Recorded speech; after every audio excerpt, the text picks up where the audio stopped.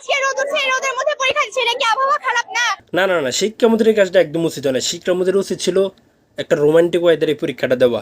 এ ধরেন হালকা বৃষ্টি, হালকা রোদ, যেদিন শিয়ালের বিয়ে হয়, এরকম একটা রোমান্টিক ওয়েদারে পরীক্ষাটা দেওয়া উচিত ছিল। কিভাবে আবহাওয়া মনিটরিং করা হচ্ছে? মনিটরিংটা কিভাবে করতে হবে সেটা একটু বলে দেন। শুধু চট্টগ্রামে আবহাওয়া মনিটরিং করলে হবে? গোটা বাংলাদেশে আবহাওয়া দেখতে হবে? রোমান্টিক ওয়েদারে শিক্ষামন্ত্রী ঘুমিয়ে পড়ছে, সেজন্য সে বুঝতে পারে না কখন রোদ হয়েছে কখন বৃষ্টি হয়েছে। আপনারা এবার মতো শিক্ষামন্ত্রীকে ক্ষমা করে দেন। আমার ভুল হয়েছে, ক্ষমা করে দেন। শুধু ক্ষমা চাইলে হবে না, তাহলে এখন করবোটা কি? আমরা আমাদের দাবি পূরণ করতে চাই। ও বুঝতে পারছি, তোমাদের অটো পাস লাগবে। যা দুষ্টু।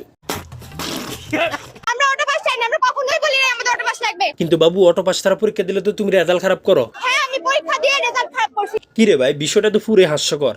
বৃষ্টির জন্য পরীক্ষা বাতিল মানলাম, কিন্তু রোদের জন্য পরীক্ষা বাতিল, এটা কেমন অদ্ভুত বিষয় না? না মানে এখন তো শিক্ষামন্ত্রীর উচিত শিক্ষার্থীদের কাছ থেকে একটা অনুমতি নিয়ে শিডিউল তৈরি করা।